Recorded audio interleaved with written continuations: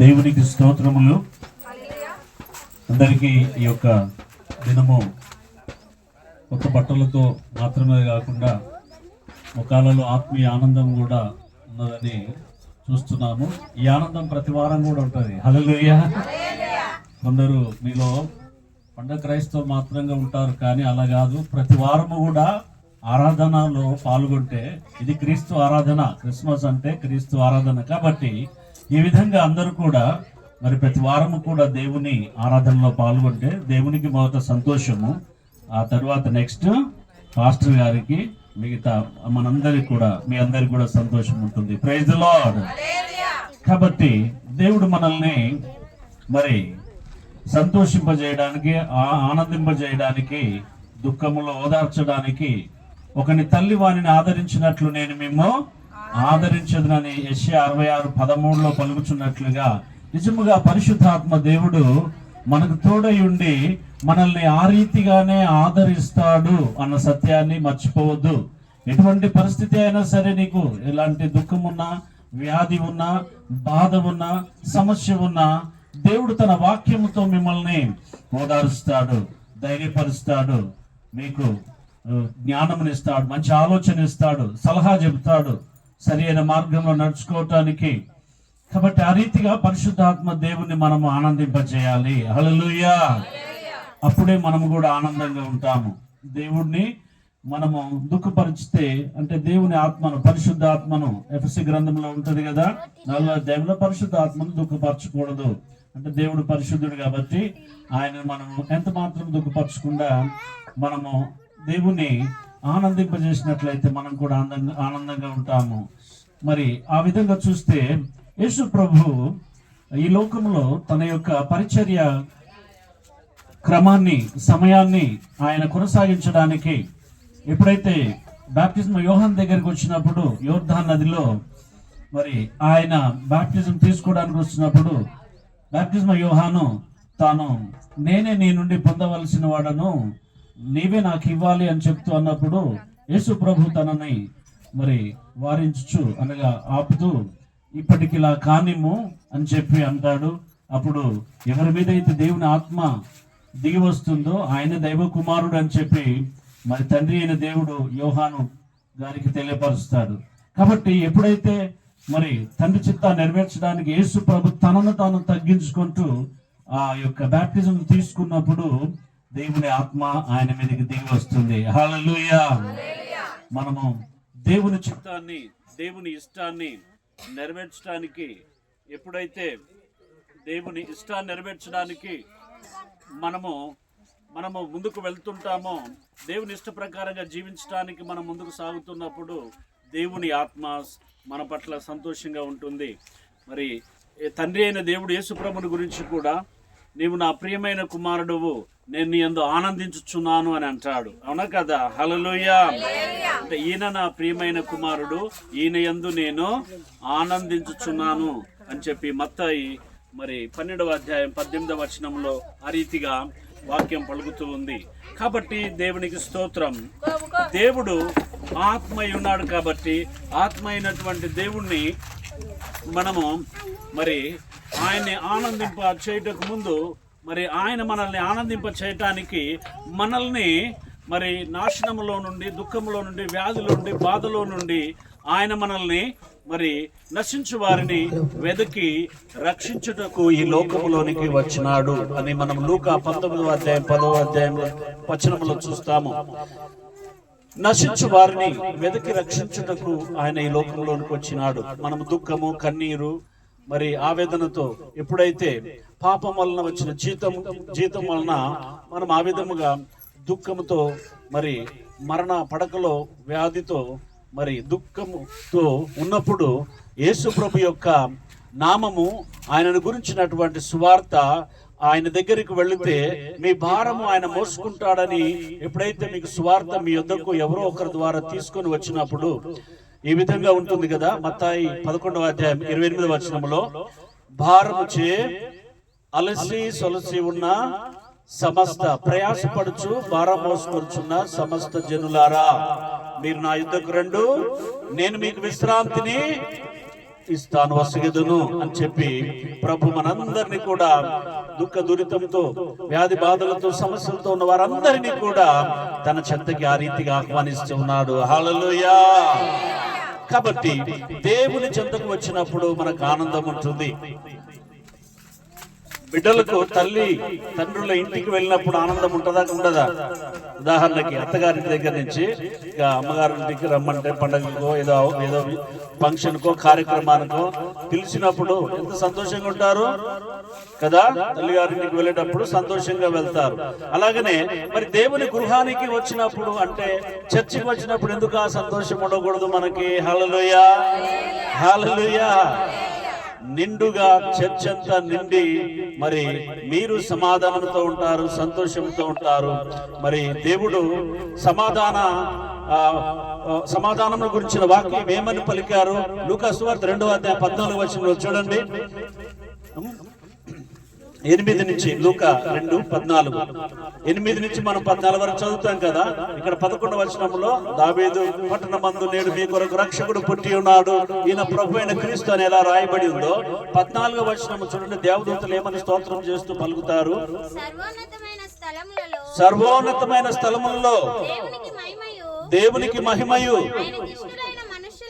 ఆయనకిష్టులైన మనుష్యులకు భూమి మీద సమాధానమును కలుగునుగాక అని స్తోత్రము చేయుచున్నారు. ఎవరు వాళ్ళు? దేవుని దూతలు. సర్వోన్నతమైనటువంటి స్థలములలో ఉన్నతమైన స్థలము ఆకాశములు. మనకి ఆకాశం మీద దగ్గర ఉన్నట్టు అనిపిస్తుంది కానీ మనకి ఎన్నో వేల కిలోమీటర్ల దూరంలో ఉంది. ఆ ఉన్నతమైనటువంటి స్థలముల మీద, జలముల మీద ఆయన సింహాసనం వేసుకొని ఆసీనుడై ఉన్నాడు. సర్వోన్నతమైన స్థలముల్లో దేవునికి మహిమ, ఆయనకి ఇష్టులైన వారికి. హల్లెలూయా. సమాధానం ఎవరికి? అమ్మ నాన్నకు కాదు, లేదా పక్కన వాళ్ళకి కాదు, స్నేహితులకు కాదు. హల్లెలూయా.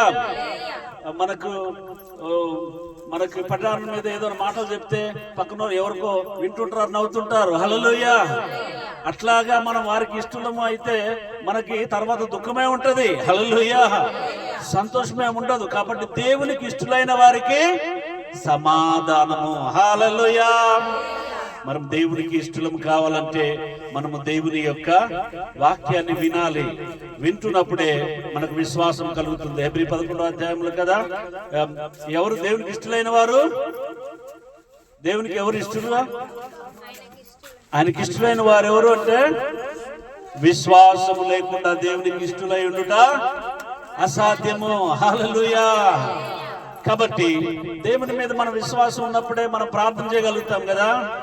కాబట్టి మనకు దేవుని మీద విశ్వాసం కలగాలంటే ప్రతి వారము ఆరాధన, క్రీస్తు ఆరాధన ప్రతి వారం కూడా జరిగేది. హల్లెలూయా. ఇప్పుడు క్రిస్మస్ అంటే ఏ విధంగా క్రీస్తు ఆరాధన అని రాయబడి ఉన్నదో, హల్లెలూయా, ప్రతి వారం కూడా చర్చిలో జరిగేది ఏంటిది? క్రీస్తు ఆరాధనే అది. హల్లెలూయా. కాబట్టి మనము దేవునికి ఇష్టలమై మరి ఉన్నప్పుడే మనము సంతోషంగా ఉంటాము. దేవునికి ఇష్టలుగా లేకపోతే మనకి మరి ఆ విశ్వాసంతో మనము దేవునికి ఇష్టలుగా లేకపోతే మనకు ఆనందం ఉండదు. దేవునికి స్తోత్రం. హల్లెలూయా. అయితే విశ్వాసం లేకుండా దేవునికి ఇష్టలై ఉండుట అసాధ్యము. విశ్వాసము ద్వారా మరి ఎందరో రాజ్యాలను జయించినారు. హెబ్రీ 11 విశ్వాస వీరుల జాబితా ఉంటుంది.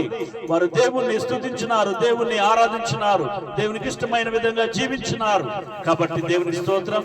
మరి దేవా నన్ను కూడా నీ ఆత్మతో నడిపించయ్యా అని చెప్పి మనము దేవుని ఆత్మ శక్తిని పొందుకోవాలి, ఆత్మ యొక్క అభిషేకాన్ని పొందుకోవాలి. మరి ఈ విధంగా దేవ నడిపించుమా అనుదినము, పరిశుద్ధాత్మతో నడిపించుమా. పడండి. దేవా పలకాల నోటి చందరు పడండి. అనుదినము ఇక్కడికి మందిరానికి నడిపించమని ఆరాధించడానికి. దేవ నడిపించుమా, పాటలతోనే నడిపించుమా, ప్రార్థనతోనే నడిపించుమా, పాటలు పాడుతున్నప్పుడు ఏ విధంగా డ్యాన్స్ చేస్తున్నారు చిన్న బిడ్డలు, ఆ విధంగా దేవుని ఆత్మ సంబంధం ఆత్మతో ఆరాధిస్తూ స్తుతిస్తున్నప్పుడు కూడా మనకి ఆనందము, మనకు ఉత్సాహం వచ్చేస్తుంది. పాటలతోనే నడిపించుమా, ప్రార్థనతోనే నడిపించుమా, వాక్యముతోనే నడిపించుమా, సాక్ష్యముతోనే నడిపించుమా, వాక్యముతోనే సాక్ష్యము పించుమా. యేసయ్యా యేసయ్యా యేసయ్యా యేసయ్యా పడండి. యేసయ్యా దేవమ్మ ప్రతి వారం నడిపించమని ఇది ప్రార్థనగానే మనం చేస్తున్నాము పాటని. నెక్స్ట్ వారం మళ్ళా కనపడతారు మీరు చర్చిలో దేవుని చిన్న ప్రార్థన చేసినప్పుడు. హల్లెలూయా హల్లెలూయా హల్లెలూయా హల్లెలూయా హల్లెలూయా హల్లెలూయా హల్లెలూయా హల్లెలూయా. దేవ నడిపించుమా అనుదినము, పరిశుద్ధాత్మతో నడిపించుమా. పడండి. దేవ ఎక్కడికి? చర్చికి, పొలాలకి, పనులకి కాదు, ఆదివారం రోజు చర్చికి నడిపించమని. అనుదినము పరిశుద్ధాత్మతో నడిపించుమా, దేవ నడిపించుమా. కాపరి నీవై నడిపించుమా, మెపరి నీవై నడిపించుమా, కాపరి నీవై నడిపించుమా, మెపరి నీవై నడిపించుమా, బోధకుడావై బోధించుమా, నాయకుడావై నడిపించుమా, బోధకుడావై బోధించుమా, నాయకుడావై నడిపించుమా. యేసయ్యా యేసయ్యా యేసయ్యా యేసయ్యా. హల్లెలూయా హల్లెలూయా హల్లెలూయా హల్లెలూయా. దేవ నడిపించుమా అనుదినము, పరిశుద్ధాత్మతో నడిపించుమా, దేవ నడిపించుమా.